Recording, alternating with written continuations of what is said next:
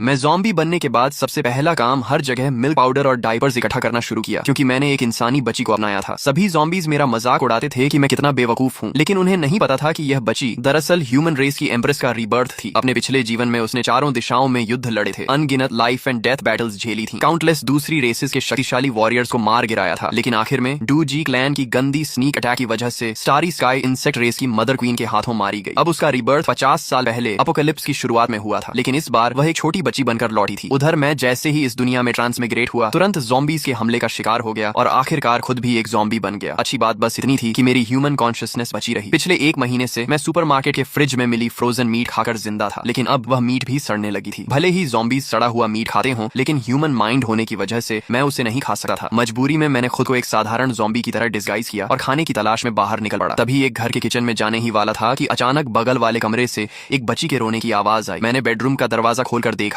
तो अंदर का कमरा बेहद आरामदायक और साफ सुथरा था, जो बाहर हॉल में फैले खून के धब्बों से बिल्कुल उल्टा था। बिस्तर पर करीब 6-7 महीने की एक बच्ची जोर जोर से रो रही थी। लगता था उसके माता पिता ने अपनी आखिरी सांसों में बेडरूम का दरवाजा बंद करके उसे बचाने की कोशिश की थी। उसी समय यून रुआक्शुए पूरी तरह निराश हो चुकी थी। बड़ी मुश्किल से उसे रीबर्थ मिला था, लेकिन सबसे पहले अपने माता पिता की जगह उसने एक ज़ॉम्बी को देखा। वह पहले से ही काफी देर से भूखी थी, ऊपर से इस वक्त का भयानक डर, हंगर और फियर दोनों के असर से वह बेहोश हो गई। उस छोटी बच्ची को देखकर मैं हैरान रह गया। वह सिर्फ 5-6 महीने की थी, लेकिन उसकी आंखों में उदासी और बेबसी साफ दिखाई दे रही थी। किसी वजह से मुझे उससे अपनापन महसूस हुआ। हम दोनों ही बिना वजह इस दुनिया में आ गए थे और बदकिस्मती से अपोकलिप्स का शिकार बने थे। मेरी आंखों के सामने अचानक आई यह नई जिंदगी अंधेरे में चमकती एक उम्मीद जैसी लगी, जिसने मुझे जीने का नया मकसद दे दिया। इसलिए मैंने तय किया कि मैं इस छोटी बच्ची को पालूंगा। लेकिन तभी मुझे एहसास हुआ कि वह भूख की वजह से बेहोश हो चुकी है और कमरे में रखा मिल्क पाउडर का डिब्बा भी पूरी तरह खाली था। मैंने फैसला किया कि बाहर जाकर मिल्क पाउडर ढूंढ कर लाऊंगा। मैंने बेडरूम का दरवाजा अच्छी तरह बंद किया, बच्ची को अंदर सुरक्षित रखा और दरवाजे के सामने सोफा लगाकर ज़ॉम्बीज के अंदर आने का रास्ता रोक दिया। किचन में काफी तलाश करने के बाद भी कुछ काम का नहीं मिला, इसलिए मुझे ऊपर की मंजिलों पर जाना पड़ा। तीसरी मंजिल के कॉरिडोर में सूखे हुए काले भूरे खून के निशान फैले हुए थे। जमीन पर पहचान में न आने वाले बॉडी पार्ट्स बिखरे पड़े थे। बिल्डिंग का मेन डोर खुला होने के बावजूद वहां इतनी बदबू थी कि सांस लेना मुश्किल था। कॉरिडोर में कई अधूरे शरीर वाले ज़ॉम्बीज भी घूम रहे थे, लेकिन अब मैं इन सब का आदी हो चुका था और चुपचाप घरों की सर्च करता रहा। लगातार कई किचन खंगालने के बाद भी मुझे मिल्क पाउडर नहीं मिला, सिर्फ थोड़ा सा पूरी तरह न सड़ा हुआ रॉ मीट मिला। आखिर जब मैं 5वीं मंजिल के एक घर में पहुंचा तो वहां की महिला ज़ॉम्बी बन चुकी थी और उसने अपने ही बच्चे को खा लिया था। मैं कुछ पल के लिए खामोश हो गया। अगर वह छोटी बच्ची भी बेडरूम में बंद न होती तो शायद उसका अंजाम भी यही होता। आखिरकार खुले हुए मिल्क पाउडर के 2 डिब्बे और करीब 2 किलो ऐसा रॉ मीट ढूंढ लिया जो अभी तक पूरी तरह सड़ा नहीं था। यून रुआक्शुए बेहोशी में ही महसूस कर रही थी कि उसके मुंह में दूध डाला जा रहा है। उसने इंस्टिंक्ट से दूध पीना शुरू किया। एनर्जी मिलने के बाद उसने बड़ी मुश्किल से आंखें खोली, लेकिन उसने देखा कि वह मरी नहीं थी, बल्कि एक ज़ॉम्बी बिल्कुल नैनी की तरह चम्मच से उसे दूध पिला रहा था। अपने पिछले जीवन की यादों में उसने हमेशा ज़ॉम्बीज को सिर्फ खून के प्यासे मॉन्स्टर्स के रूप में देखा था। उसने तो खुद भी अपने ज़ॉम्बी बन चुके साथियों को खत्म किया था। उसके मन में ख्याल आया, क्या यह ज़ॉम्बी मुझे बड़ा करके बाद में खा जाएगा? मुझे नहीं पता वह छोटी बच्ची क्या सोच रही थी, लेकिन उसे दोबारा आंखें खोलते देखकर मैंने राहत की सांस ली। हालांकि वह काफी समय से भूखी थी, इसलिए एक कटोरी मिल्क पाउडर पिलाने के बाद भी उसका पेट नहीं भरा। मैं आदत से उसे कुछ कहने ही वाला था, लेकिन तभी याद आया कि मैं ज़ॉम्बी हूँ। जैसे ही बोलने की कोशिश की, मेरे मुंह से सिर्फ एक धीमी गुर्राहट निकली। मैं चुप हो गया और बिना कुछ बोले लगातार 3 कटोरी मिल्क पाउडर बनाकर उसे पिलाया, तब जाकर उसका पेट भरा। मैंने मन ही मन सोचा कि बच्चे को पालना सच में आसान नहीं है। अब से मुझे ज्यादा मिल्क पाउडर जमा करना होगा। अच्छी बात यह थी कि मिल्क पाउडर लंबे समय तक खराब नहीं होता। पेट भरने के बाद यून रुआक्शुए आराम से बेबी क्रिब में लेट गई। उसे यह सब बेहद अजीब लग रहा था। मेरे शरीर से निकलने वाली ऑरा साफ बता रही थी कि मैं अभी अभी ज़ॉम्बी बना था और सिर्फ एक बेहद कमजोर फर्स्ट स्टेज ज़ॉम्बी था। इतने लो लेवल का ज़ॉम्बी किसी भी हालत में इंटेलिजेंस नहीं रख सकता था, इसलिए वह समझ ही नहीं पा रही थी कि आखिर यह सब कैसे हो रहा है। लेकिन पिछले जीवन में अनगिनत लाइफ एंड डेथ बैटल्स लड़ चुकी एम्प्रेस होने के कारण वह धीरे धीरे शांत हो गई। उसके मन में डर अभी भी था, लेकिन उसने सोचा कि अगर यह ज़ॉम्बी सच में उसे खाना चाहता भी है तो कम से कम वह भूखी नहीं मरेगी। कई दिनों की भूख और डर से उसके नर्व्स पूरी तरह तनाव में थे, लेकिन अब राहत मिलने पर वह गहरी नींद में सो गई। मैं उस छोटी बच्ची का सोता हुआ चेहरा देखकर मुस्कुरा दिया। इस दुनिया में आने के बाद पहली बार मुझे शांति और सुकून महसूस हुआ, लेकिन कुछ महीनों की बच्ची को यहाँ अकेला छोड़ देना मतलब उसकी मौत तय थी, इसलिए मैंने उसे अपने साथ ले जाने का फैसला किया। ये 7 मंजिला पुरानी रेजिडेंशियल बिल्डिंग थी। दूसरी मंजिल बिल्कुल सुरक्षित नहीं थी, जबकि 7वीं मंजिल सबसे ऊपर होने की वजह से काफी सुरक्षित थी। शायद बिल्डिंग पुरानी होने के कारण यहाँ ज़ॉम्बीज ज्यादा नहीं थे, लेकिन जो थे वे बेहद भूखे थे। मैं उस छोटी बच्ची को लेकर खुलेआम घूमने की हिम्मत नहीं कर सकता था, इसलिए मैंने क्रोबार उठाया और रास्ते में मिलने वाले ज़ॉम्बीज को पीछे से चुपचाप खत्म करता गया। 7वीं मंजिल पर पहुंचकर मैंने उसे सुरक्षित रखा, फिर खुद नहाया और साफ कपड़े पहन ली। अब शरीर पर मौजूद घावों के निशान छोड़ दें तो मैं लगभग एक सामान्य इंसान जैसा ही दिखा था। सबसे बड़ी खुशी यह थी कि इस घर में मुझे बेबी प्रोडक्ट भी काफी मात्रा में मिल गए। शायद अपोकलिप्स शुरू होने पर यहाँ रहने वाला वाला परिवार जल्दबाजी में सब छोड़कर भाग गया था। मैंने यह भी महसूस किया कि पिछले कुछ दिनों से लगातार घूमने फिरने की वजह से ज़ॉम्बी बनने के बाद जो मेरा शरीर बेहद अकड़ा हुआ था, अब वह काफी फ्लेक्सिबल हो गया था। मैं कुछ आसान ह्यूमन मूवमेंट्स भी करने लगा था। हालांकि मुझे इस बात पर हैरानी हुई, लेकिन मैंने ज्यादा ध्यान नहीं दिया क्योंकि मेरा पूरा ध्यान यून रुओक्सुए पर था। जब मैं डायपर लेकर उसे बदलने जा रहा था, तभी यून रुओक्सुए के दिमाग में एक चौंकाने वाला ख्याल आया। पहले उसे सिर्फ इस बात पर हैरानी थी कि मैं उसे खाना खिला रहा हूँ, लेकिन अब जब उसने मुझे डायपर बदलने की तैयारी करते देखा तो उसे पूरा यकीन हो गया कि मैंने अपनी ह्यूमन कॉन्शियसनेस संभाल कर रखी है। उसने हमारी पहली मुलाकात को याद किया। उसे याद आया कि मैंने डोर हैंडल घुमाया था, क्रोबार से दरवाजा खोला था, मिल्क पाउडर बनाकर उसे पिलाया था। यह सब किसी सामान्य फर्स्ट स्टेज ज़ॉम्बी के इंस्टिंक्ट नहीं हो सकते थे। अब उसे पूरा भरोसा हो गया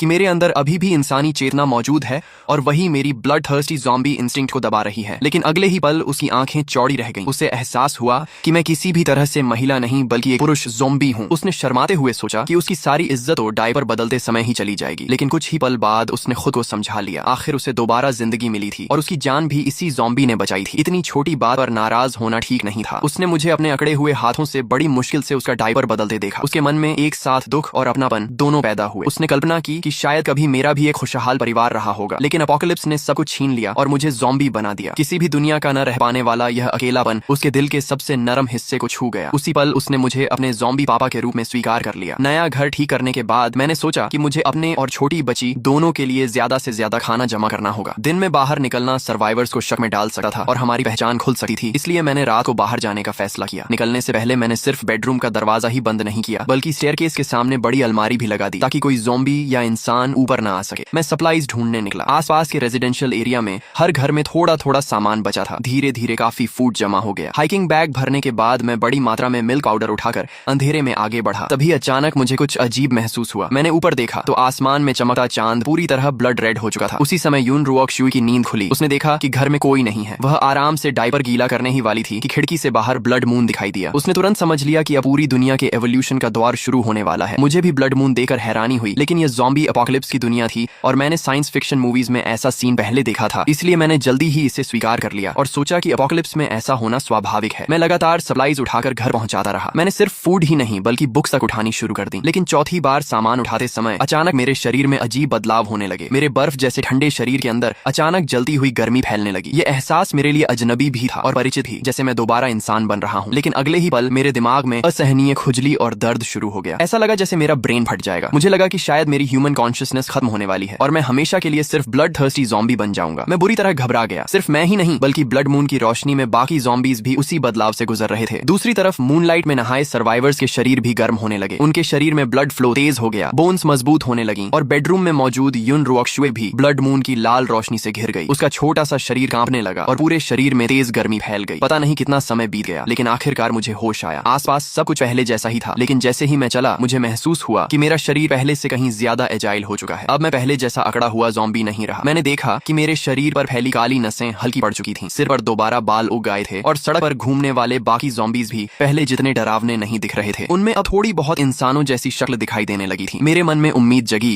कि यह दुनिया मेरी सोच से कहीं ज्यादा रहस्यमयी है। तभी एक ज़ॉम्बी के पास से गुजरते समय मुझे अजीब सा एहसास हुआ। ऐसा लगा जैसे मेरे और उस ज़ॉम्बी के बीच कोई अदृश्य धागा जुड़ा हुआ है। पहले तो मुझे लगा कि शायद मुझे भ्रम हो रहा है, लेकिन जल्द ही मुझे एहसास हुआ कि मेरे अंदर एक स्पेशल एबिलिटी जाग चुकी है। मैं अपनी सोच उस धागे के जरिए ज़ॉम्बी के दिमाग तक भेज सकता था और उसे पपेट की तरह कंट्रोल कर सकता था। मैंने ध्यान लगाकर कोशिश की तो ज़ॉम्बी से मेरा कनेक्शन और मजबूत हो गया और मैं उससे मुश्किल मूवमेंट्स भी करवाने लगा। मैंने इस एबिलिटी का नाम कंट्रोल ज़ॉम्बी रखा। कई बार प्रयोग करने के बाद मुझे पता चला कि फिलहाल मैं एक साथ सिर्फ 2 ज़ॉम्बीज को कंट्रोल कर सकता हूँ और अगर वे बहुत दूर चले जाएं तो मैं उन्हें सही कमांड नहीं दे पाता। मुझे लगा कि यह मेरी मेंटल पावर पर निर्भर करता है। मैंने जिन ज़ॉम्बीज को कंट्रोल किया था उन्हें ज़ॉम्बी पपेट्स नाम दिया। थोड़ा थकने के बाद मुझे अचानक अकेली घर पर मौजूद यून रुओक्सुए की याद आई। मैंने तुरंत दोनों ज़ॉम्बी पपेट्स को इकट्ठा किया, उनसे सारा सामान उठवाया और तेजी से बिल्डिंग की ओर लौट चला। सच कहूँ तो ज़ॉम्बीज से बेहतर मजदूर कोई नहीं हो सकता। न खाना चाहिए, न पानी, न सैलरी। उधर ब्लड मून की ब्लेसिंग खत्म होने के बाद यून रुओक्सुए भी गहरी नींद से जागी। उसके दिमाग में अचानक ढेर सारी जानकारी भर गई और उसकी आंखें एक्साइटमेंट से चमक उठी। पिछले जीवन में उसे सिर्फ टाइम कंट्रोल टैलेंट मिला था, लेकिन इस बार उसके पास टेलेकिनेसिस भी जाग चुकी थी। अब वह सिर्फ अपनी इच्छा से चीजों को कंट्रोल कर सकती थी। सबसे बड़ी खुशी यह थी कि उसे अपने पिछले जीवन की टाइम कंट्रोल एबिलिटी भी दोबारा मिल गई थी। ये दोनों टैलेंट्स मिलकर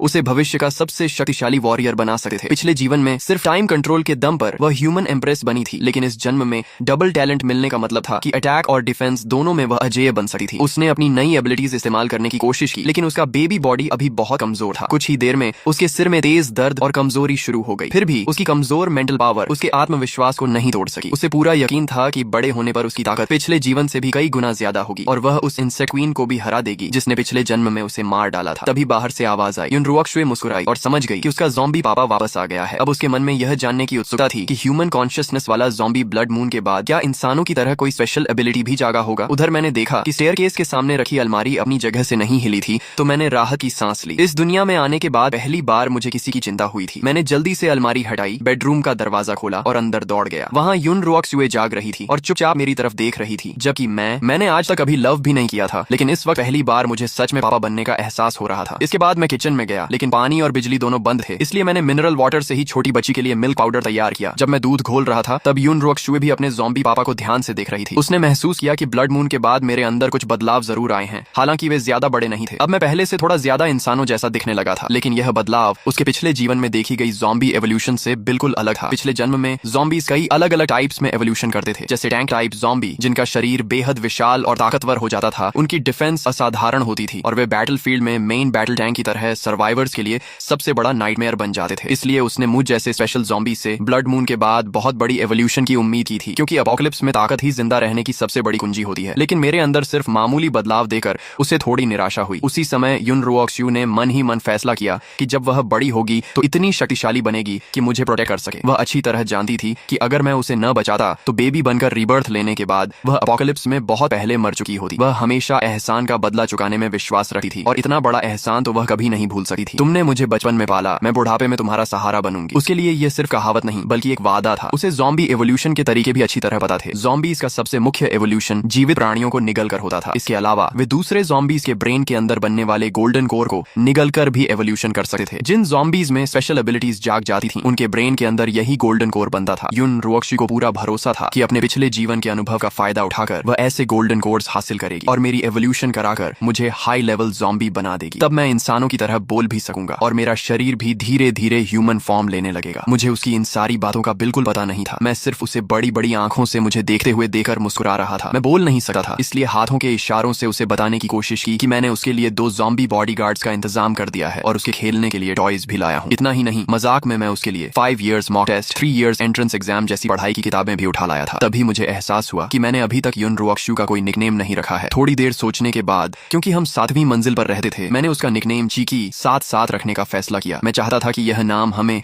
हमेशा 7वीं मंजिल पर बने हमारे छोटे से घर की खूबसूरत याद दिलाता रहे। रात भर इकट्ठा किए गए सप्लाईज को देखकर मैं काफी संतुष्ट था। मुझे लगा कि यह सामान मेरे और चीकी दोनों के लिए काफी लंबे समय तक चलेगा। लेकिन अपोकलिप्स की अनिश्चितता को देखते हुए मैंने तय किया कि कुछ दिन घर के अंदर ही रहकर हालात का ऑब्जर्वेशन करूंगा और पूरी तरह सुरक्षित होने के बाद ही दोबारा बाहर निकलूंगा। मैं लिविंग रूम में गया और वहां से लगभग आधा मीटर लंबी स्टील मचेटी उठा ली। मुझे नहीं पता इस घर का मालिक पहले क्या काम करता था, लेकिन उसके पास इतनी लंबी और बेहद तेज मचेटे होना वाकई हैरान करने वाला था। मैंने कभी स्वॉर्ड्समैनशिप नहीं सीखी थी, लेकिन ज़ॉम्बी बनने के बाद मिली असाधारण फिजिकल स्ट्रेंथ की वजह से मैं आसानी से मचेटी घुमा सकता था। मार्शल आर्ट्स नॉवेल्स और मूवीज में देखे हुए मूव्स को याद करके मैं लिविंग रूम में प्रैक्टिस करने लगा। मुझे पूरा यकीन था कि अब मचेटे हाथ में होने पर मैं अकेले कई दुश्मनों का सामना आसानी से कर सकता हूँ। उधर जब मैं ब्लेड प्रैक्टिस कर रहा था, उसी समय युनरुओक्शुए थोड़ी देर आराम करने के बाद अपनी एबिलिटी की प्रैक्टिस कर रही थी। उसकी टेलीकिनेसिस से एक सिल्वर नीडल हवा में लगातार इधर उधर उड़ रही थी। इसी तरह देखते देखते 2 दिन बीत गए और हम दोनों की जिंदगी काफी आराम से चलने लगी। 2 दिन बाद मैंने हमेशा की तरह चीकी को दूध पिलाया ही था कि अचानक बाहर से कुछ अजीब आवाजें आने लगी। बैल्कनी से नीचे झांककर मैंने देखा कि सड़क पर मौजूद 2 ज़ॉम्बीज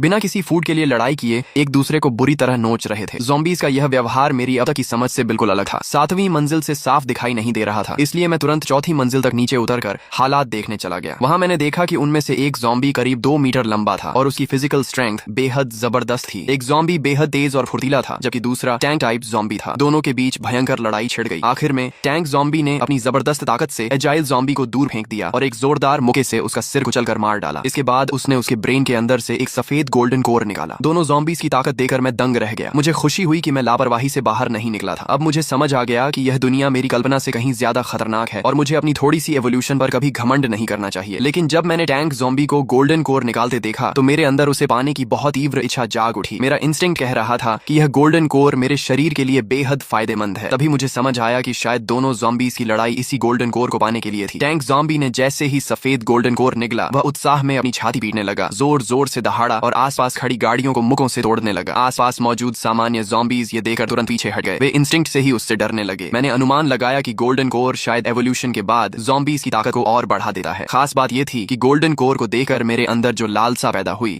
वह इंसानी मांस खाने की इच्छा से भी कहीं ज्यादा प्रबल थी। अगर मैं इसे खा लूं तो मेरी ज़ॉम्बी कंट्रोल एबिलिटी जरूर और मजबूत हो जाएगी, लेकिन फिलहाल मैं उस टैंक ज़ॉम्बी का मुकाबला नहीं कर सका था। तभी मेरी नजर किचन में रखे गैस सिलेंडर पर पड़ी और मेरे दिमाग में उसे चालाकी से हराने का प्लान आ गया। उधर यून रुओक्शु ने भी बाहर का शोर सुन लिया। वह नीचे का दृश्य नहीं देख सकी थी, लेकिन अपने पिछले जीवन के अनुभव से उसने समझ लिया कि ब्लड मून के बाद पूरी दुनिया एवोल्यूशन के सबसे तेज दौर में प्रवेश कर चुकी है। ज़ॉम्बीज और म्यूटेंट बीस्ट ताकत हासिल करने के लिए एक दूसरे को मार रहे होंगे, जबकि ह्यूमन सर्वाइवर्स गोल्डन कोर्स की तलाश में होंगे। बाद के समय में इंसानों ने कल्टीवेशन मेथड्स भी विकसित कर लिए थे। अपने पिछले जीवन में ह्यूमन एम्प्रेस रही यून रुओक्शु ने सबसे शक्तिशाली ग्लेज्ड ब्रीदिंग टेक्निक की साधना की थी। वह जानती थी कि उसका ज़ॉम्बी पापा एक लो लेवल ज़ॉम्बी होने के कारण अपोकलिप्स में ज्यादा समय तक जीवित नहीं रह पाएगा, इसलिए उसे जल्द से जल्द खुद मजबूत बनकर हम दोनों की रक्षा करनी होगी। भले ही उसका शरीर अभी बेबी का था, लेकिन वह फिर भी ग्लेज्ड ब्रीदिंग टेक्निक की प्रैक्टिस कर सकती थी। ब्लड मून के बाद हवा में फैले एनर्जी पार्टिकल्स को उसने अपने शरीर में खींचना शुरू किया। टेक्निक चलाते ही उसका छोटा सा शरीर कांपने लगा और एनर्जी धीरे धीरे उसके अंदर समाने लगी। यून रुओक्शु खुश थी कि उसे एपोकलिप्स के शुरुआती दौर में ही इस टेक्निक से कल्टीवेशन करने का मौका मिल गया। बड़ी मात्रा में एनर्जी पार्टिकल्स उसके शरीर में समा गए, जिससे उसकी बोन्स और मजबूत हो गई और उसकी कमजोर टेलीकिनेसिस भी पहले से काफी ताकतवर हो गई। जब मैं नीचे से वापस बेडरूम में आया तो मैंने उसे कांपते हुए देखा। मुझे लगा कि शायद उसे ठंड लग गई है या बुखार आ गया है, इसलिए मैंने जल्दी से उसके ऊपर ब्लैंकेट डाल दिया। यून रुओक्शु की साधना टूट गई। उसने मेरी चिंतित शक्ल देखी तो मुस्कुरा दी और पहली बार उसे अपने ज़ॉम्बी पापा का सच्चा फादरली लव महसूस हुआ। पिछले जीवन में वह ऑर्फनेज में बड़ी हुई थी और उसने कभी माता पिता का प्यार नहीं पाया था। यह उसकी जिंदगी का पहला मौका था जब उसे पिता का स्नेह मिला। उसे सुरक्षित देखकर मैंने राहत की सांस ली और फिर बाहर मौजूद टैंक ज़ॉम्बी को खत्म करने की स्ट्रेटजी बनाने लगा। इतना खतरनाक खतरा ज्यादा दिन जिंदा नहीं छोड़ा जा सकता था। शाम होते ही मैंने अपने पहले ज़ॉम्बी पपेट को भेजा ताकि वह शॉप के अंदर गोल्डन कोर की ताकत बचा रहे टैंक ज़ॉम्बी को उकसा सके। ज़ॉम्बी पपेट ने फ्लावर पॉट उठाकर टैंक ज़ॉम्बी पर फेंका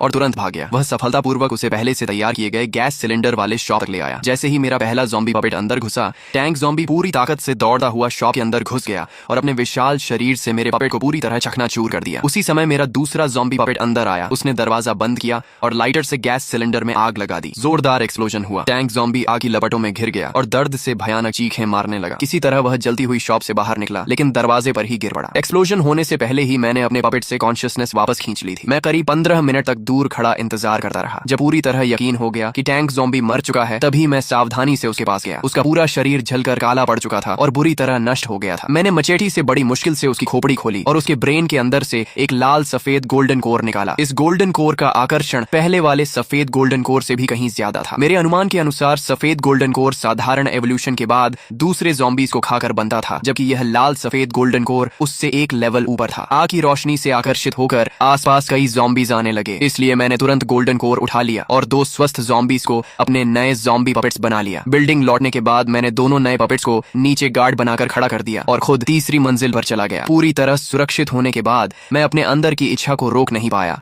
और गोल्डन कोर निगल लिया। गोल्डन कोर ने मेरे पूरे शरीर को अंदर से बदलना शुरू कर दिया। मेरी स्किन पहले से ज्यादा ह्यूमन जैसी होने लगी। सिर्फ अपीयरेंस ही नहीं, बल्कि मेरी स्ट्रेंथ, स्पीड और एजिलिटी भी पहले से बेहतर हो गई। थोड़ी देर चक्कर आने के बाद मेरा दिमाग पहले से कहीं ज्यादा साफ हो गया। मेरी 5 सेंसेस भी तेज हो गई और ज़ॉम्बी कंट्रोल एबिलिटी पर मेरा नियंत्रण भी बेहतर हो गया। अब मैं एक साथ 5 ज़ॉम्बीज को कंट्रोल कर सकता था। इतना ही नहीं, मुझे एक नई एबिलिटी भी मिली, शेयर्ड विजन। पहले मैं सिर्फ अपनी आंखों के सामने मौजूद ज़ॉम्बी पपेट्स को ही कंट्रोल कर सकता था, लेकिन अब मैं उन्हें दूर से भी कंट्रोल कर सकता था। टेस्ट करने पर पता चला कि मेरी मेंटल पावर की रेंज लगभग 1 किलोमीटर है। इस रेंज के अंदर मुझे खुद बाहर जाने की जरूरत नहीं थी। मैं दूर बैठकर ही अपने ज़ॉम्बी पपेट्स से काम करवा सकता था। इससे मेरी सर्वाइवल एबिलिटी कई गुना बढ़ गई। उधर यून रुओक्शु ने दूर से एक्सप्लोजन और टैंक ज़ॉम्बी की दर्द भरी दहाड़ें सुनी। उसे 7वीं मंजिल पर होने की वजह से अपनी चिंता नहीं थी, लेकिन मैं काफी देर तक वापस नहीं लौटा, इसलिए वह बेहद परेशान हो गई। वह जानती थी कि अपने बेबी बॉडी के साथ वह किसी इवॉल्व्ड ज़ॉम्बी का मुकाबला नहीं कर सकती। वह सिर्फ भगवान से यही प्रार्थना कर सकती थी कि उसका ज़ॉम्बी पापा सुरक्षित लौट आए। चिंता की वजह से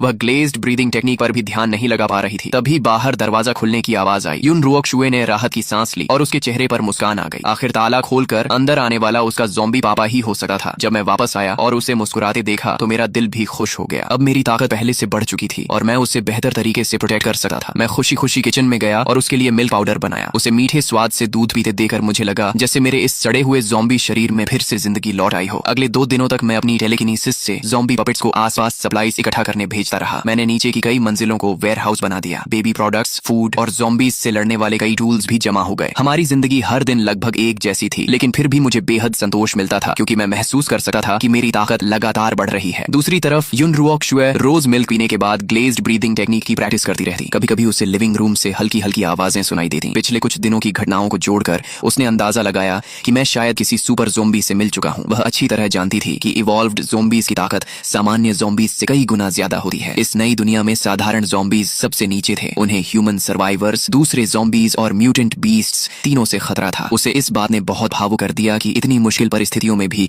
मैं उसकी देखभाल करना नहीं भूला। अपोकलिप्स में इंसानों की ह्यूमैनिटी खत्म होती देख चुकी युन रुओक्सू को मेरा इंसानियत बचाए रखना किसी चमत्कार से कम नहीं लगा। कई दिनों की प्रैक्टिस के बाद उसकी टेलीकिनेसिस इतनी मजबूत हो गई कि वह सिल्वर नीडल को बिजली जैसी स्पीड से चला सकती थी। टाइम कंट्रोल एबिलिटी के साथ मिलकर वह बिना आवाज किए किसी की भी हत्या कर सकती थी। लेकिन वह यहीं रुकना नहीं चाहती थी। अपोकलिप्स में जिंदा रहने के लिए उसे और भी ज्यादा ताकतवर बनना था। उसी समय मैंने ज़ॉम्बी पपेट्स को आसपास की बिल्डिंग्स में सप्लाईज ढूंढने भेजा। एक घर में रहने वाला इंसान शायद मार्शल आर्ट्स का शौकीन था। वहां मुझे कई फाइटिंग टेक्स्ट बुक्स मिली जिनमें अलग अलग क्लोज कॉम्बैट टेक्निक्स लिखी थी। ज़ॉम्बी एवोल्यूशन के बाद मेरी फिजिकल स्ट्रेंथ पहले ही सामान्य इंसानों से कहीं ज्यादा हो चुकी थी। अब शरीर पहले जैसा अकड़ा हुआ भी नहीं था, इसलिए मैं इन मुश्किल फाइटिंग मूव्स को आसानी से सीख और इस्तेमाल कर सकता था। ज़ॉम्बीज का लड़ने का तरीका भले ही जंगली और सीधा होता हो, लेकिन इंसानों द्वारा विकसित मॉडर्न कॉम्बैट टेक्निक्स कहीं ज्यादा वैज्ञानिक और असरदार थीं। भले ही मेरी मुख्य ताकत ज़ॉम्बी कंट्रोल थी, लेकिन मुझे लगता था कि अच्छी फाइटिंग स्किल्स मेरी फिजिकल लिमिटेशंस को भी पूरा कर सकती हैं। साथ ही ज़ॉम्बी होने की वजह से मुझे काटे जाने का डर भी नहीं था, इसलिए मैं वेपन्स का इस्तेमाल और भी प्रभावी तरीके से कर सकता था। कुछ बेसिक कॉम्बैट टेक्निक्स सीख लेने के बाद मैंने कॉम्बैट ट्रेनिंग शुरू करने के बाद अपने ज़ॉम्बी पपेट्स को छठी मंजिल के लिविंग रूम में लाया। टेलीकिनेसिस कंट्रोल हटाते ही वे सीधे मेरे स्पारिंग पार्टनर्स बन गए। आखिर ज़ॉम्बी अगर मार्शल आर्ट्स सीख जाए तो उसे रोकना लगभग नामुमकिन होता है। लेकिन लगातार प्रैक्टिस के बाद मुझे एहसास हुआ कि सिर्फ थियोरी पढ़ने और खुद से प्रैक्टिस करने से असली लड़ाई नहीं जीती जा सकती। सिर्फ रियल कॉम्बैट ही डिस्टेंस का सही अंदाजा, ओपोनेंट की रिएक्शन पढ़ना और सही जजमेंट जैसी स्किल्स विकसित कर सकता है। लगातार प्रैक्टिस के बाद मेरी फाइटिंग स्किल्स में जबरदस्त सुधार हुआ। अब मैं सामने से हमला करने वाले सामान्य ज़ॉम्बीज का भी आसानी से सामना कर सकता था। मैं एक बिल्कुल बिगिनर फाइटर से एक स्किल्ड फाइटर बन चुका था। इतना ही नहीं, मैंने पाया कि मैं एक साथ कई काम कर सका हूं। एक तरफ मैं खुद फाइटिंग प्रैक्टिस करता था, दूसरी तरफ टेलीकिनेसिस से ज़ॉम्बी पपेट्स को कंट्रोल करके सप्लाईज भी इकट्ठा करवाता था और शेयर्ड विजन के जरिए आसपास की पूरी सिचुएशन पर नजर रखता था। तभी शेयर्ड विजन के जरिए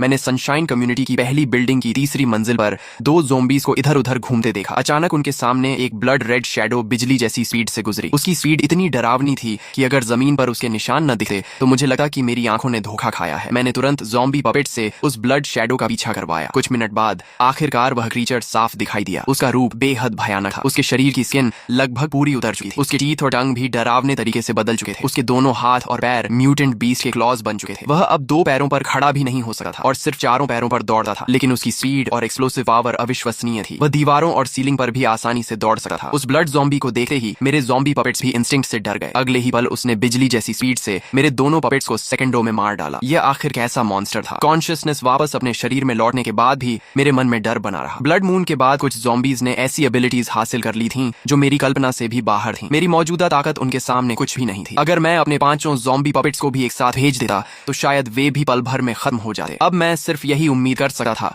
कि वह ब्लड ज़ॉम्बी कभी हमारी 5 नंबर बिल्डिंग तक न पहुंचे। मैंने समय बर्बाद करना बंद कर दिया और हर दिन ज़ॉम्बीज के साथ रियल कॉम्बैट प्रैक्टिस करके खुद को मजबूत बनाने लगा। एक हफ्ते बाद मैं छठी मंजिल के लिविंग रूम में 3 ताकतवर ज़ॉम्बीज के एक साथ हमले का भी आसानी से सामना करने लगा। तंग जगह में भी मैं तेजी से मूव करता, सही मौका ढूंढता और अपनी टेक्निक से उन्हें जल्दी खत्म कर देता। फाइटिंग प्रैक्टिस के साथ साथ मैंने अपने ज़ॉम्बी पपेट्स को सप्लाईज ढूंढने के अलावा इवॉल्व्ड ज़ॉम्बीज की जानकारी इकट्ठा करने का काम भी दे दिया। ब्लड ज़ॉम्बी जैसे मॉन्स्टर्स से बिना पर्याप्त ताकत के भिड़ना आत्महत्या थी, लेकिन पहले मिले टैंक ज़ॉम्बी और एजाइल ज़ॉम्बी जैसे इवॉल्व्ड ज़ॉम्बीज को सही स्ट्रेटजी से हराया जा सकता था। पिछले कुछ दिनों की ऑब्जर्वेशन से मुझे यकीन हो गया था कि गोल्डन कोर सिर्फ इवॉल्व्ड ज़ॉम्बीज के ब्रेन में ही बनता है। दूसरी तरफ 7वीं मंजिल के बेडरूम में बेबी युन रुओक्सू की ताकत भी लगातार बढ़ रही थी। शुरुआत में वह सिर्फ सिल्वर नीडल हिलाने से ही थक जाती थी, लेकिन अब वह अपनी बेबी बॉडी को जमीन से 1-2 सेंटीमीटर तक हवा में उठा सकती थी। इंसानों के लिए उड़ना हमेशा से एक सपना रहा है। हालांकि युन रुओक्सू अभी सच में उड़ नहीं सकती थी, लेकिन लगातार प्रैक्टिस के बाद उसके पास अब कम से कम खुद की रक्षा करने लायक ताकत आ चुकी थी। उसे नहीं पता था कि अगर बड़े सर्वाइवर बेसिस को पता चल जाए कि एक बेबी हवा में तैर सकती है तो वे सभी उसे अपनी ऑर्गेनाइजेशन में शामिल करने के लिए लड़ पड़ेंगे। इतनी कम उम्र में ऐसी अचीवमेंट सचमुच चौंका देने वाली थी। छठी मंजिल की फाइटिंग प्रैक्टिस खत्म करने के बाद मैंने ज़ॉम्बी पपेट्स से मरे हुए ज़ॉम्बीज की सफाई करवाई। मैं ऊपर जाकर चीकी को मिल्क पाउडर पिलाने ही वाला था कि सप्लाईज इकट्ठा कर रहे एक ज़ॉम्बी पपेट ने अचानक नई जानकारी भेजी। ज्यादा दूर नहीं, एक दुबला लेकिन बेहद तेज एजाइल ज़ॉम्बी एक बेहद कमजोर ह्यूमन सर्वाइवर का पीछा कर रहा था। मैंने अपने ज़ॉम्बी पपेट्स को सामान्य ज़ॉम्बीज की तरह डिस्गाइज करके उचित दूरी पर आधे घेराव की फॉर्मेशन में धीरे धीरे उस एजाइल ज़ॉम्बी की तरफ बढ़ाया जो आराम से इंसानी मांस खा रहा था। मैंने यह स्ट्रेटजी इसलिए चुनी क्योंकि एजाइल ज़ॉम्बी की स्पीड बहुत ज्यादा ज्यादा थी। अगर मैं बिना सोचे समझे हमला करता तो मेरे सारे ज़ॉम्बी पपेट्स खत्म हो सकते थे। जैसे ही हमारे बीच की दूरी लगभग 10 मीटर रह गई, मैंने अचानक 5 ज़ॉम्बी पपेट्स को चार्ज करने का आदेश दिया। एजाइल ज़ॉम्बी ने अपनी स्पीड के दम पर ज्यादातर हमलों से बच लिया, लेकिन मेरी हाफ एनसर्कलमेंट स्ट्रेटेजी की वजह से उसकी दाहिनी बांह और पीठ पर गहरे घाव लग गए। हालांकि मेरे एक ज़ॉम्बी पपेट की फायर एक्स उसकी पसलियों में फंस गई और गुस्से में एजाइल ज़ॉम्बी ने उसका सिर चीरकर उसे तुरंत मार डाला। मैंने तुरंत 2 ज़ॉम्बी पपेट्स को सामने से हमला करने भेजा ताकि उसका ध्यान भटक जाए, जबकि बाकी 2 पपेट्स ने पीछे से दोबारा हमला किया। एजाइल ज़ॉम्बी ने सामने वाले पपेट्स को पीछे धकेल दिया, लेकिन वह कमर पर हुए जोरदार हॉरिजॉन्टल स्लैश से नहीं बच सका और उसके शरीर का बड़ा हिस्सा कट गया। घायल होने के बाद उसने और भी तेज स्पीड से हमला किया और एक और ज़ॉम्बी पपेट का सिर तोड़ दिया, लेकिन बाकी तीनों ज़ॉम्बी पपेट्स बिना रुके उस पर टूट पड़े। आखिरकार एजाइल ज़ॉम्बी लगातार होती फायर एक्स की बारिश से नहीं बच पाया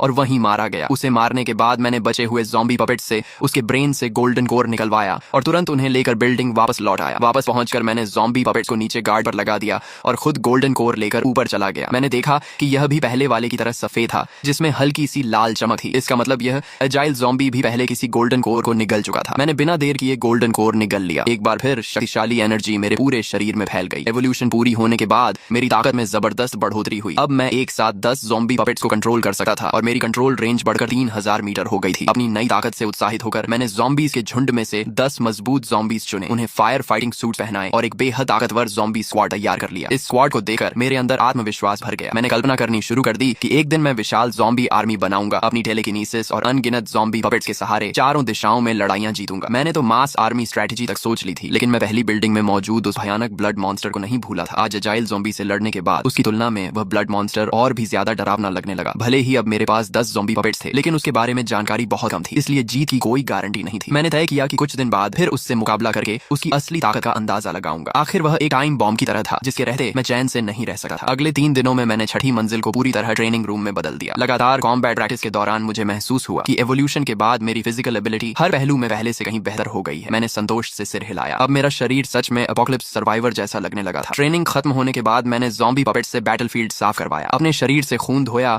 और 7वीं मंजिल पर चिकी को मिल्क पाउडर पिलाने चला गया। उसके मासूम चेहरे की मुस्कान देखकर मैं भी अनायास मुस्कुरा दिया। अब उसकी एपेटाइट पहले से काफी बढ़ गई थी। उसे दूध पिलाने के बाद मैं बाहर से लाई टॉयज से उसे खिलाने लगा। युन रोक्शुए मुझे अपनी अनाड़ी हरकतों से उसे हंसाने की कोशिश करते देखकर मन ही मन बेबस हो गई। बाहर से वह एक बेबी थी, लेकिन अंदर से वह एक मैच्योर, काल्म और निर्णायक ह्यूमन एम्प्रेस थी। फिर भी उसने सोचा कि यह उसके ज़ॉम्बी पापा का प्यार है, इसलिए उसने मुस्कुराकर मेरा साथ दिया। लेकिन जैसे ही मैंने उसकी मुस्कान देखी, मैं उसे हंसाने के लिए और ज्यादा मेहनत करने लगा। युन रोक्शुए की आंख तक फड़क गई। आखिर उसने मन ही मन कहा, रहने दो, इसे ही अपनी टेलेकिनेसिस की प्रैक्टिस समझ लेती हूँ। उसके साथ खेलने के बाद मैंने पहली बिल्डिंग वाले ब्लड मॉन्स्टर की ताकत परखने का फैसला किया। मैंने 10 लंबे चौड़े ज़ॉम्बी पपेट्स चुने, उन्हें फायर फाइटिंग सूट्स पहनाए, लेकिन मुझे लगा कि अभी भी तैयारी अधूरी है। तभी मुझे सड़क के मोड़ पर मोटरसाइकिल शॉप याद आई। मैं ज़ॉम्बी पपेट्स को लेकर वहां गया, दुकान का दरवाजा तोड़ा और हर पपेट को फुल फेस मोटरसाइकिल हेलमेट पहना दिया। आखिर ज़ॉम्बीज का सबसे बड़ा वीक पॉइंट उनका सिर ही होता है। शरीर चाहे कितना भी फट जाए, जब तक सिर सुरक्षित रहे वे लड़ सकते थे। पूरी तैयारी के बाद मैंने इस नए ज़ॉम्बी स्क्वाड को दूर से कंट्रोल करते हुए पहली बिल्डिंग की ओर भेज दिया। मेरी टेलेकिनेसिस की रेंज 3000 मीटर थी, लेकिन मैं जानता था कि क्लोज कॉम्बैट में ब्लड मॉन्स्टर के सामने खुद जाना अभी भी खतरे से खाली नहीं था। इसलिए मैं 5 नंबर बिल्डिंग में ही सुरक्षित रहकर पूरे ऑपरेशन को कमांड करने लगा। ज़ॉम्बी स्क्वाड पहली मंजिल से हर कमरे और हर कोने की सावधानी से सर्च करता हुआ आगे बढ़ा। खासकर सीलिंग पर विशेष ध्यान दिया जा रहा था, ताकि दीवारों और छत पर चलने वाला ब्लड मॉन्स्टर अचानक हमला न कर सके। जल्दी ही 4 मंजिलों की सर्च पूरी हो गई, लेकिन ब्लड मॉन्स्टर कहीं दिखाई नहीं दिया। किसी को नहीं पता था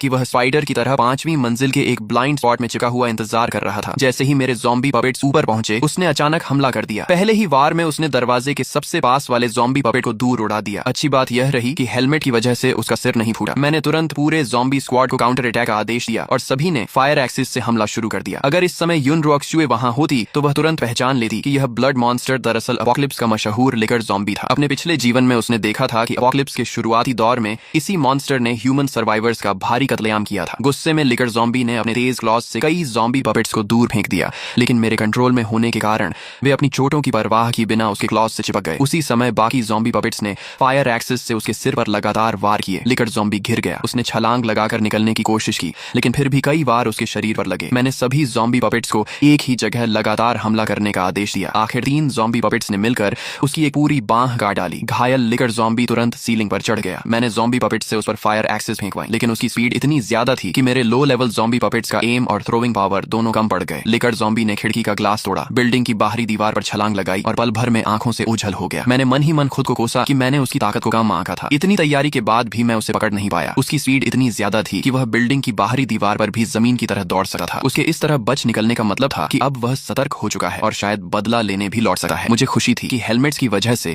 मेरे ज़ॉम्बी पपेट्स का नुकसान कम हुआ, लेकिन अब मेरी सबसे बड़ी चिंता यही लिकर ज़ॉम्बी था। अगर वह किसी दिन चुपचाप हमारी 5 नंबर बिल्डिंग तक पहुंच गया और उसे चीकी मिल गई तो वह बाहर की दीवार चढ़कर सीधे 7वीं मंजिल तक पहुंच सकता था और उसे रोकना लगभग असंभव होता। मैंने तुरंत खुद को शांत किया और डिफेंस प्लान बनाया। मैंने 3 सबसे मजबूत ज़ॉम्बी पपेट्स को पूरी तरह इक्विप करके 5 नंबर बिल्डिंग में लगातार पेट्रोल पर लगा दिया, ताकि अगर लिकर ज़ॉम्बी चुके से अंदर घुसे तो मुझे तुरंत पता चल जाए। बाकी ज़ॉम्बी पपेट्स को मैंने दूसरे इवॉल्व्ड ज़ॉम्बीज की तलाश में भेज दिया। 2 गोल्डन कोर्स निकलकर ताकत बढ़ने पर मैं बहुत खुश था, लेकिन लिकर ज़ॉम्बी ने मुझे एहसास करा दिया कि मैं अभी भी इस दुनिया में बहुत छोटा खिलाड़ी हूँ। उधर 7वीं मंजिल के बेडरूम में युन रुओक्शुए अपनी टेलीकिनेसिस से 2 क्लॉथ डॉल्स को हवा में लगातार उड़ा रही थी। ह्यूमन एम्प्रेस होने के नाते उसे ऐसे टॉयज बिल्कुल पसंद नहीं थे, लेकिन वह मेरा दिल नहीं तोड़ना चाहती थी। बाद में उसे एहसास हुआ कि क्लॉथ डॉल्स से टेलीकिनेसिस की प्रैक्टिस भी काफी अच्छी हो जाती है। तभी उसे महसूस हुआ कि मैं वापस आ गया हूँ। उसने तुरंत दोनों डॉल्स को अपनी बाहों में पकड़ लिया। जब भी मैं उसे खुशी से खेलते देखा, मेरे अंदर का सारा तनाव खत्म हो जाता। मैंने मन ही मन सोचा, चीकी, यह दुनिया बहुत अंधेरी और टूटी हुई है। उम्मीद है कि जब तुम बड़ी होगी तो इस दुनिया से नफरत नहीं करोगी। तुम हमेशा ऐसे ही बेफिक्र मुस्कुराती रहो। मैं चाहता हूँ कि हम दोनों इस एपोकलिप्स में हमेशा साथ जिंदा रहें। तभी मेरी नजर बेडरूम की खिड़की पर गई और मेरा चेहरा गंभीर हो गया। मैं तुरंत नीचे गया, लकड़ी के तख्ते और कीलें लाया और पूरी खिड़की को बंद करना शुरू कर दिया। युन रुओक्शु हैरानी से अपने ज़ॉम्बी पापा को देखती रही। पिछले कई दिनों से वह बाहर भी नहीं गया था और अब खिड़की भी बंद कर रहा था। उसने सोचा कि शायद उसके ज़ॉम्बी पापा को आखिरकार इवॉल्व्ड ज़ॉम्बीज की असली ताकत का एहसास हो गया है और अब वह बाहर की खतरनाक दुनिया से डरकर खुद को छिपाना चाहता है। काफी देर सोचने के बाद उसे यही वजह सबसे सही लगी। उसने मन ही मन मुस्कुराकर सोचा, लगता है मेरा ज़ॉम्बी पापा सच में बहुत डरपोक है। लेकिन उसने एक बात बिल्कुल नहीं सोची। असलियत यह थी कि मैं यह सब सिर्फ चीकी की रक्षा के लिए कर रहा था। ब्लड मून के बाद सिर्फ ज़ॉम्बीज ही नहीं, बल्कि इंसानों में भी कई इवॉल्वर्स पैदा हो चुके थे। शुरुआत में वे सामान्य ज़ॉम्बीज को देखकर घबरा कर भाग जाते थे, लेकिन समय बीतने के साथ साधारण इंसान भी आसानी से लो लेवल ज़ॉम्बीज का शिकार करने लगे। मैं लगातार खिड़की पर लकड़ी के तख्ते और कीलें लगा रहा था। काफी देर बाद आखिरकार मैंने पूरी खिड़की की मजबूत सुरक्षा तैयार कर ली। साथ ही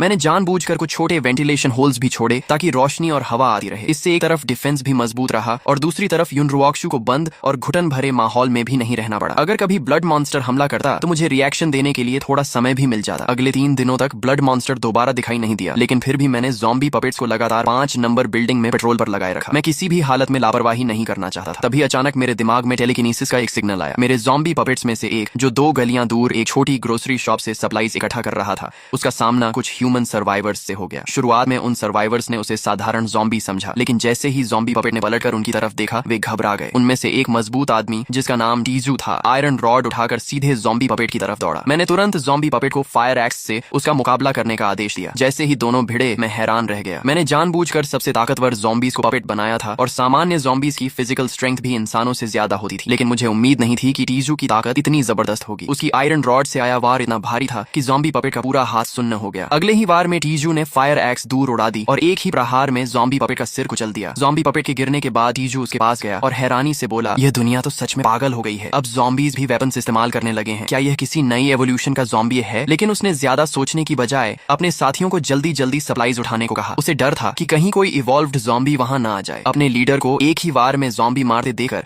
बाकी लोग उसकी तारीफ करने लगे। अच्छा हुआ टीजू भाई हमारे साथ हैं, नहीं तो हमें इतना सारा फूड कभी नहीं मिलता। दूसरा बोला, इवॉल्व्ड ज़ॉम्बीज भी क्या कर लेंगे? टीजू भाई की पावर के सामने तो एक ही डंडा काफी है। एपोकलिप्स में ताकतवर सहारा मिलना सबसे जरूरी था, इसलिए सभी लोग उसकी खुशामद करने में लगे थे। टीजू भी उनकी तारीफ सुनकर काफी खुश था। मुझे इस बात पर हैरानी हुई कि एपोकलिप्स शुरू हुए 1 महीने से ज्यादा हो चुका था और फिर भी ह्यूमन सर्वाइवर्स जिंदा थे। सबसे ज्यादा मेरा ध्यान टीजू पर गया। उसकी ताकत देखकर मुझे पूरा यकीन हो गया कि वह कोई ह्यूमन इवॉल्वर है, क्योंकि साधारण इंसान इतनी ताकत नहीं दिखा सकता। इंसानों की इंटेलिजेंस और चालाकी को देखते हुए मुझे चिंता हुई कि अगर वे हमारे सप्लाई तक पहुंच गए तो मेरी और चीकी दोनों की जान खतरे में पड़ सकती है। इसलिए मैंने फैसला किया कि अब से ज़ॉम्बी पपेट्स को उस इलाके में बिल्कुल नहीं भेजूंगा। ह्यूमन सर्वाइवर्स से हुई इस मुलाकात के बाद कुछ और दिन बीत गए। अब मैंने सप्लाईज इकट्ठा करना लगभग बंद कर दिया था, क्योंकि मेरे ज़ॉम्बी पपेट्स की एफिशिएंसी इतनी ज्यादा थी कि 5 नंबर बिल्डिंग के लगभग हर कमरे में अलग अलग तरह की सप्लाईज भर चुकी थी। दूसरी तरफ युन रुओक्शुए इन दिनों अपने बेडरूम में टेलीकिनेसिस की मदद से क्रॉलिंग प्रैक्टिस कर रही थी। धीरे धीरे उसके शरीर पर कंट्रोल बढ़ता गया और उसकी क्रॉलिंग स्पीड भी पहले से कहीं ज्यादा तेज हो गई। आखिरकार टेलीकिनेसिस की मदद से उसने चलना भी सीख लिया। तभी मैं कमरे का दरवाजा खोलकर अंदर आया। सामने का सीन देखकर मैं पूरी तरह शॉक रह गया। इतनी सी बेबी, और ये तो चल भी रही है। पहले तो मैं हैरान रह गया, फिर मेरे चेहरे पर खुशी छा गई। मैंने हमेशा चाहा था कि युन रुओक्शुए जल्दी से एपोकलिप्स के माहौल में खुद को ढाल सके, लेकिन मैंने कभी नहीं सोचा था कि वह इतनी छोटी उम्र में ही चलना सीख जाएगी। मैं उसे गोद में उठाकर लिविंग रूम में ले आया, क्योंकि वहां का समतल फर्श प्रैक्टिस के लिए ज्यादा अच्छा था। युन रुओक्शुए ने अपनी टेलीकिनेसिस की मदद से जल्दी ही वहां भी बैलेंस बना लिया, लेकिन उसके बेबी बॉडी की ताकत अभी कम थी। शरीर को संभालने में उसकी काफी मेंटल पावर खर्च हो रही थी। थोड़ी देर प्रैक्टिस करने के बाद वह खुद ही रुक गई। मुझे लगा कि वह थक गई है, इसलिए मैंने उसे उठाकर सोफा पर आराम से बैठा दिया। उसके बाद मैं अपनी स्टील मशेटी लेकर बैल्कनी में चला गया। मेरी बॉडी पूरी तरह इवॉल्व होने के बाद स्ट्रेंथ भी हर तरफ से बढ़ चुकी थी। अब जब मैं अपनी स्टील मशेटी घुमाता तो हवा चीरने की आवाज गूंजने लगी। फिलहाल मैं सिर्फ अपने पिछले जीवन में मार्शल आर्ट्स और वुक्सिया मूवीज में देखी हुई टेक्निक्स की नकल करके प्रैक्टिस कर रहा था। लेकिन मुझे हमेशा लगा था कि अगर इंसान खुद काफी स्ट्रांग हो जाए तो ईंट का टुकड़ा भी दूसरों का डिफेंस तोड़ सकता है। युन रुओक शुए मुझे देखकर हैरान रह गई। मैं लगातार अपनी स्ट्रेंथ बढ़ा रहा था। उसकी नजर में मैं सिर्फ एक साधारण ज़ॉम्बी था। बस फर्क इतना था कि मेरे अंदर ह्यूमन कॉन्शियसनेस बची हुई थी और मैं वेपन्स इस्तेमाल कर सकता था, जिससे मैं लो लेवल ज़ॉम्बीज से बेहतर था। लेकिन पिछले जन्म की ह्यूमन एम्ब्रेस होने के कारण युन रुओक शुए को कॉम्बैट और मार्शल आर्ट्स का बेहद गहरा एक्सपीरियंस था। उसकी नजर में मेरी स्वॉर्ड्समैनशिप इतनी बेकार थी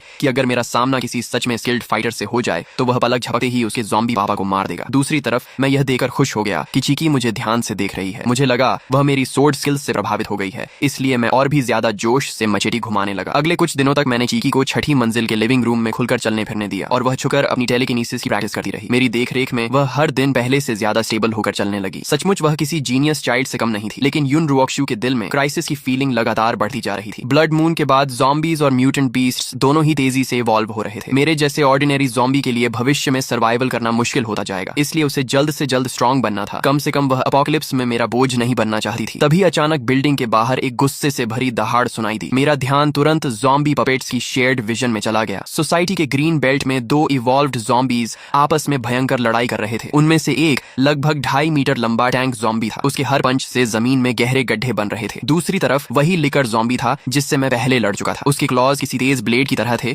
और उसकी स्पीड इतनी ज्यादा थी कि उसे देखना भी मुश्किल था। दोनों इवॉल्व्ड ज़ॉम्बीज बराबरी की लड़ाई लड़ रहे थे। मेरा दिल तेजी से धड़कने लगा। ये मेरे लिए सुनहरा मौका था। अगर दोनों एक दूसरे को कमजोर कर दें तो मैं आसानी से दोनों का फायदा उठा सकता था। मैं तुरंत कमरे से निकलकर नीचे गया और अपनी ज़ॉम्बी स्क्वाड इकट्ठा करने लगा। उधर युन रुओक शुए बाहर की आवाज सुनकर परेशान हो गई। उसे मेरे ज़ॉम्बी पपेट्स कंट्रोल करने की एबिलिटी के बारे में कुछ पता नहीं था। उसे लगा मैं खुद जाकर इवॉल्व्ड ज़ॉम्बीज से लड़ने वाला हूँ, लेकिन वह खुद ठीक से चल भी नहीं सकती थी, इसलिए सिर्फ कमरे में बैठकर मेरी सलामती की दुआ कर सकती थी। नीचे पहुंचते ही मैंने अपने सभी ज़ॉम्बी पपेट्स को इकट्ठा किया। पूरी तरह आर्म्ड ज़ॉम्बी स्क्वाड धीरे धीरे ग्रीन बेल्ट की तरफ बढ़ने लगी। लंबी लड़ाई के बाद आखिर दोनों ज़ॉम्बीज बुरी तरह घायल हो चुके थे। लिकर ज़ॉम्बी ने टैंक ज़ॉम्बी का एक हाथ नोचकर अलग कर दिया और आखिरकार टैंक ज़ॉम्बी वहीं मर गया। लिकर ज़ॉम्बी मुश्किल से जीत पाया था और जैसे ही वह गोल्डन कोर निकालने झुका, मेरी ज़ॉम्बी स्क्वाड ने चारों तरफ से उसे घेर लिया। लिकर ज़ॉम्बी गुस्से से दहाड़ा और ज़ॉम्बी पपेट्स को डराकर भगाने की कोशिश की, लेकिन मेरे कंट्रोल में होने की वजह से उन पर उसके प्रेशर का कोई असर नहीं हुआ। मेरे स्टोन ज़ॉम्बी पपेट्स लगातार फायर एक्सिस से उस पर हमला करते रहे। खुली जगह होने की वजह से लिकर ज़ॉम्बी अपनी वॉल रनिंग एबिलिटी का फायदा नहीं उठा पाया और आखिरकार उसे चारों तरफ से घेर लिया गया। दोनों इवॉल्व्ड ज़ॉम्बीज के गोल्डन कोर्स मेरे हाथ लग गए। मैं खुशी से झूम उठा और तुरंत अपनी ज़ॉम्बी स्क्वाड को लेकर सोसाइटी लौट आया। इस बार दोनों गोल्डन कोर्स पहले से भी ज्यादा रेड हो चुके थे। साफ था कि वे पहले ही कई गोल्डन कोर्स निकल चुके थे। तीसरी मंजिल पर पहुंचते ही मैंने दोनों गोल्डन कोर्स एक साथ निकल ली। इस बार मिलने वाली एनर्जी पहले से कई गुना ज्यादा थी, लेकिन सबसे बड़ा बदलाव मेरी स्पिरिट पावर में हुआ। मेरे दिमाग में इतनी जबरदस्त मेंटल एनर्जी भर गई कि मैं उसे सहन ही नहीं कर पाया और कुछ ही देर बाद बेहोश होकर गिर पड़ा। 7वीं मंजिल पर युन रुओक शुए बेचैनी से सोफा पर लौटने लगी। काफी देर तक मेरी कोई आवाज नहीं आई तो उसने उम्मीद छोड़ दी। उसे लगा कि उसका ज़ॉम्बी पापा इवॉल्व्ड ज़ॉम्बीज के हाथों मारा गया। वह दुखी होकर सोचने लगी, बेचारे ज़ॉम्बी पापा, बस थोड़ा और इंतजार कर लेते। तभी अचानक दरवाजे का लॉक खुलने की आवाज आई। युन रुओक शू ने तुरंत सिर उठाया और उसके चेहरे पर खुशी छा गई। वह सोफा से उतरकर लड़खड़ाते कदमों से मेरी तरफ दौड़ी और उसके मुंह से अचानक निकल गया, पापा। मैं वहीं बिजली गिरने की तरह जम गया। चीकी पहली बार मुझे पापा बुला रही थी। मैंने 2 जन्म जी लिए, लेकिन कभी गर्लफ्रेंड तक नहीं बनी। अचानक किसी के मुंह से पापा सुनना मेरे लिए ऐसा एहसास था जिसे मैं शब्दों में बयां नहीं कर सकता था। उधर युन रुओक शुए भी खुद चौंक गई। खुशी में उसने अपने मन की बात सीधे बोल दी थी, लेकिन फिर उसने सोचा कि उसके अंदर पिछले जन्म की सोल मौजूद है, इसीलिए बोलना उसके लिए मुश्किल नहीं था। बस रीबर्थ के बाद उसने कभी बोलने की प्रैक्टिस नहीं की थी। लेकिन मुझे इनमें से कुछ भी नहीं पता था। मुझे सिर्फ इतना लगा कि मेरी चीकी कोई जीनियस चाइल्ड है जिसने बिना सिखाए ही बोलना सीख लिया। मैं खुशी में जोर जोर से ज़ॉम्बी ग्राउल करने लगा। अफसोस कि मैं अभी भी इंसानों की तरह बोल नहीं सकता था। इस एवोल्यूशन के बाद मैं अब एक साथ 30 ज़ॉम्बी पपेट्स कंट्रोल कर सकता था और मेरी मेंटल पावर की रेंज सीधे 8000 मीटर तक पहुंच गई थी। इतनी ताकत मिलने के बाद मैंने तुरंत अपनी आर्मी बढ़ाने का फैसला किया। दूसरी तरफ युन रुओक शुई अब मिल्क पाउडर पीना नहीं चाहती थी। उसने अपने छोटे छोटे दांत दिखाकर मुझे समझाया कि अब वह सिर्फ दूध नहीं पिएगी। मुझे अपनी गलती का एहसास हुआ। आखिर चीकी मुझसे ज्यादा समझदार थी। मैं तुरंत छठी मंजिल पर गया और राइस पॉरेज में मिल्क पाउडर मिलाकर उसे बेबी फूड बनाकर खिलाया। इस बार चीकी ने खुद स्पून पकड़कर खाना शुरू कर दिया और बोली, पापा अब मैं खुद खा लूंगी। उसे खुशी से खाते देकर मेरा दिल भर आया। मेरी छोटी चीकी सचमुच बड़ी हो रही थी। स्ट्रेंथ बढ़ने के बाद मेरे मन में एक नया विचार आया, अगर मैं ऑर्डिनरी ज़ॉम्बीज को कंट्रोल कर सकता हूँ तो क्या इवॉल्व्ड ज़ॉम्बीज को भी कंट्रोल कर सकता हूँ। ज्यादा इंतजार नहीं करना पड़ा। कुछ हजार मीटर दूर मेरे एक ज़ॉम्बी पपेट को अकेला घूमता हुआ एक टैंक टाइप इवॉल्व्ड ज़ॉम्बी मिला। मैं अपने ज़ॉम्बी पपेट्स को साधारण ज़ॉम्बीज की तरह छुपाकर उसके पास ले गया